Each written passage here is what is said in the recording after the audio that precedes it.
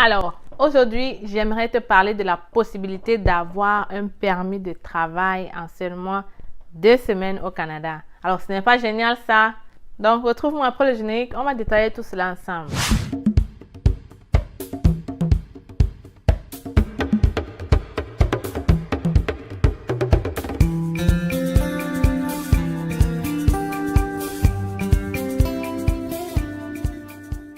Mon futur Canadien, ça va? J'espère que ça va bien. Alors aujourd'hui, je suis venue te parler de la possibilité d'avoir un permis de travail en seulement 2 semaines. Même moi, je n'y crois pas. Là, moi, je n'y crois pas, ok?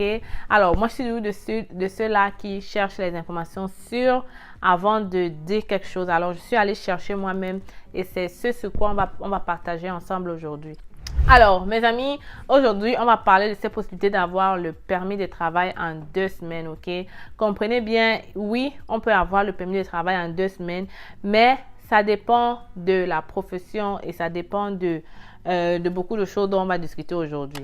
Alors, ce programme-là s'appelle le programme des volets mondiaux. Ça veut dire que c'est spécifique à certaines professions. Donc, comment ça se passe? Donc, si vous avez une entreprise qui remplit les formalités demandées, l'entreprise va vous donner un permis de travail et ensuite vous allez pouvoir demander votre permis de travail. J'ai déjà fait une autre vidéo pour vous dire comment présenter votre demande de permis de travail. Donc aujourd'hui, on va juste voir les critères pour pouvoir déposer cette demande de permis de travail et l'avoir en seulement 2 semaines.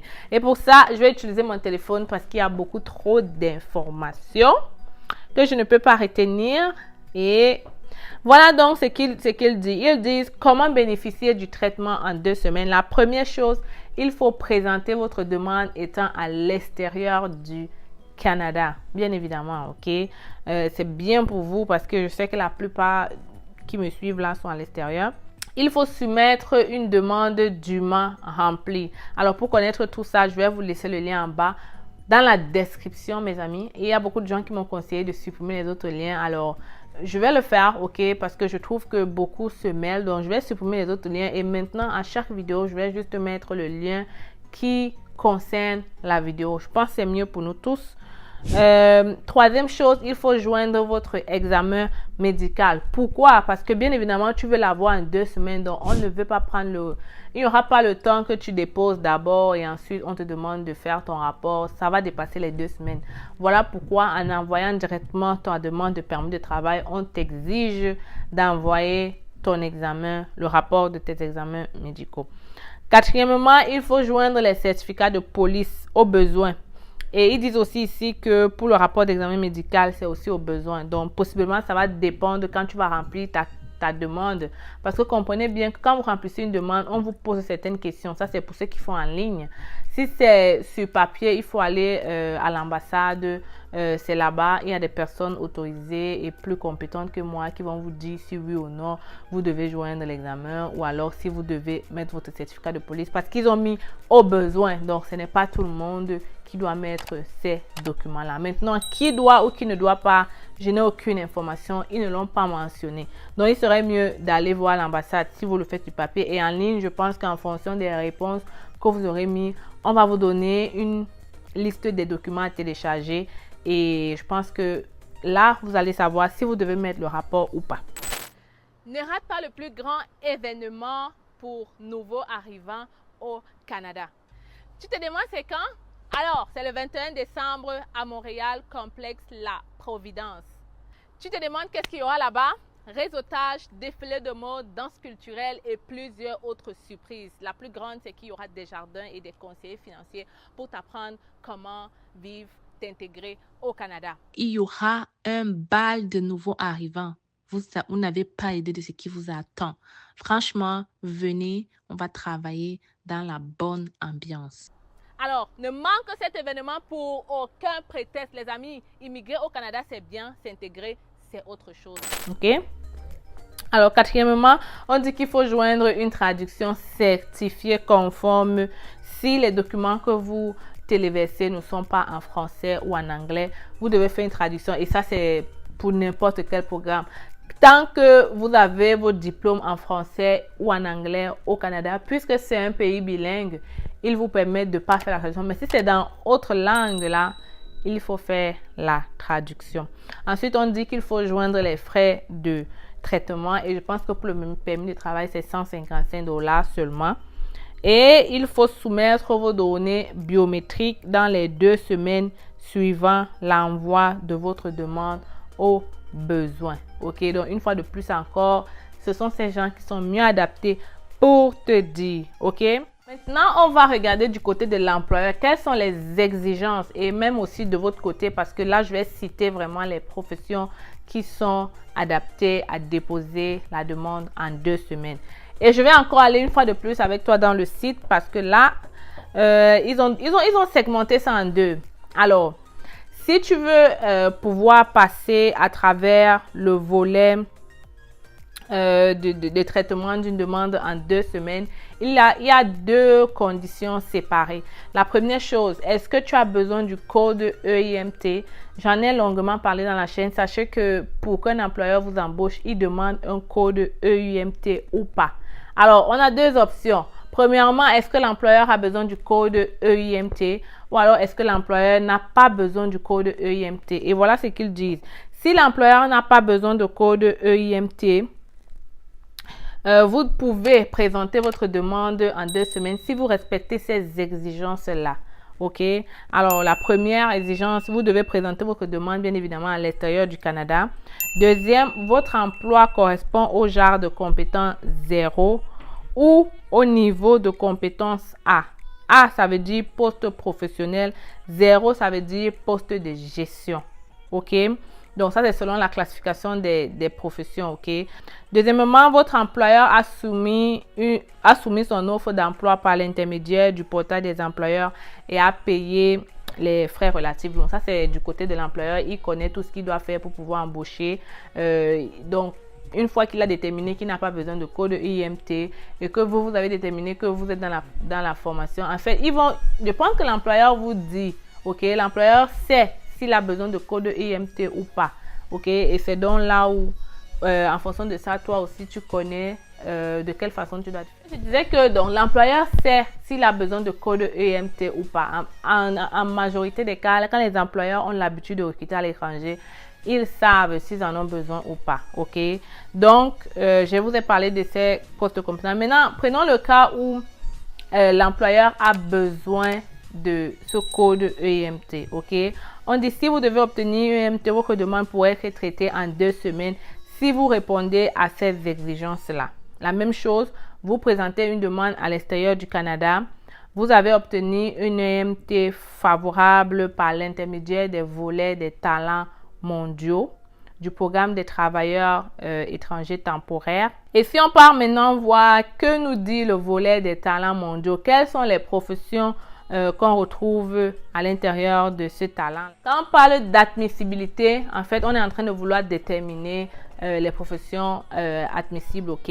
Et comme j'ai dit, admissibilité, ils ont divisé en 2. On a le volet A, on a le volet B. Donc, ils disent que vous pouvez être admissible à la catégorie A du volet des talents mondiaux si vous avez été orienté vers ce volet par l'un des partenaires désignés. Je ne vais pas citer avec vous les partenaires, mais il y en a nombreux. Et ça, je ne vais pas le faire non plus parce que c'est l'employeur qui doit travailler là-dessus. C'est lui qui doit demander à ses partenaires-là. Ce n'est pas vous. Donc, que vous désirez embaucher des travailleurs de compétences uniques et spécialisées. Donc, apparemment, pour être accepté par ses partenaires, il faut que l'employeur que vous voulez embaucher a des compétences uniques et spécialisées dans un domaine. Ok, donc après ça, on a la catégorie B qui inclut les formations que je vais citer avec toi. Alors, donc là, je vais te donner la liste donc de ces professions qui font partie des talents mondiaux. On dit donc que ces professions-là ont été déterminées comme étant des professions recherchées et pour lesquelles l'offre du marché intérieur est considérée comme insuffisante. Une fois de plus, c'est pour vous dire que il n'y a pas beaucoup. Il y a de la pénurie en fait. Donc, il n'y a pas beaucoup de gens pour couvrir la demande, ok? Donc, on parle ici des gestionnaires des systèmes informatiques. Je vous ai dit que l'informatique ici, c'est grave, hein? On a vraiment besoin des informaticiens. Alors, on parle des gestionnaires des systèmes informatiques, ingénieurs informaticiens, mathématiciens, analystes et consultants en informatique, analystes de base de données, ingénieurs concepteurs de logiciels, programmeur, développeur en médias interactifs, concepteur, conceptrice, développeur, développeuse web, technicienne en réseau informatique, évaluateur des systèmes informatiques, producteur de création et artistique et gestionnaire de projets, designer dans le domaine du média numérique. Et puis c'est tout. Donc voilà dans la liste des professions qui font partie des talents mondiaux. Ok, et comme vous avez vu, ils ont dit que c'est parce qu'il y a vraiment de la pénurie là-dedans. Donc maintenant tu as le choix, soit c'est la catégorie A, soit la catégorie B. La catégorie B, c'est ce que je venais de te citer là. Donc si ta profession ne fait pas partie de la catégorie B, automatiquement ils disent que ça fait partie de la catégorie A. Ok, donc en gros, qu'est-ce que ça veut dire? Ok, on va récapituler ça très rapidement pour vous permettre de comprendre de manière simple le processus. En fait, si tu veux faire ta demande dans le compte des talents mondiaux, il faut que tu respectes certaines exigences. La première, qui est la plus facile, c'est que tu sois parmi les professions que j'ai citées là maintenant et que tu aies trouvé un emploi dans ces professions-là. Une fois que c'est fait, allez go, tu peux déposer ta demande dans le programme des talents mondiaux. Mais si ça ne fait pas partie de ces professions-là, il faut que l'employeur lui-même ait fait les démarches nécessaires, ait trouvé des partenaires visés selon l'immigration. Et maintenant, il va te donner le formulaire pour te permettre de déposer ta demande en 2 semaines. Et pour ça, il faut juste que il trouve que tu as les compétences uniques et spécialisées. OK?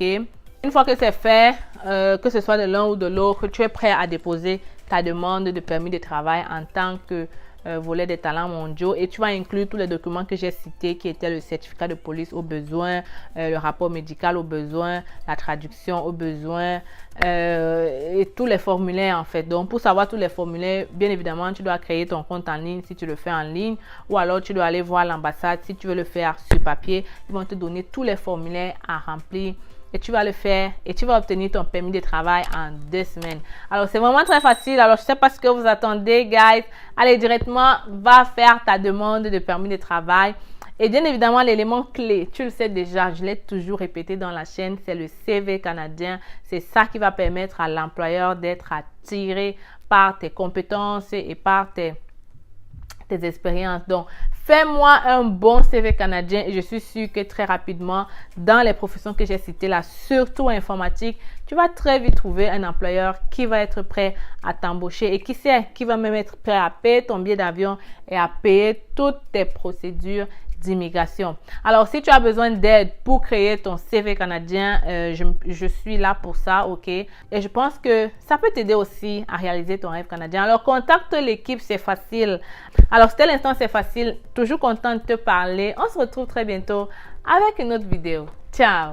Alors, je te propose ici d'ouvrir un compte bancaire au Canada en étant en Afrique. 2 conditions à remplir. Premièrement, il faut que tu aies ton approbation de visa ou encore que tu sois nouveau arrivant au Canada. Si tu remplis ces 2 conditions, n'hésite pas à m'écrire par email pour que je te donne le formulaire. Si par contre, tu n'as pas encore ton approbation de visa, ce formulaire ne te servira à rien du tout. Ceci concerne donc uniquement ceux qui ont déjà le visa pour le Canada. Ouvrir un compte bancaire en étant à l'étranger te facilitera tes transactions. Tu pourras transférer tout ton argent vers ton nouveau compte ici au Canada. Desjardins, c'est une banque qu'on ne présente plus. Pour moi, en étant résidente permanente au Canada et immigrante depuis 10 ans, c'est la meilleure banque que tu puisses avoir au quotidien. Parce qu'elle est partout, dans les régions, dans la métropole. Donc, ça facilite vraiment la vie. Je t'invite donc à m'écrire rapidement par email pour profiter de cette occasion. hello@cfacile.com. C'est totalement gratuit.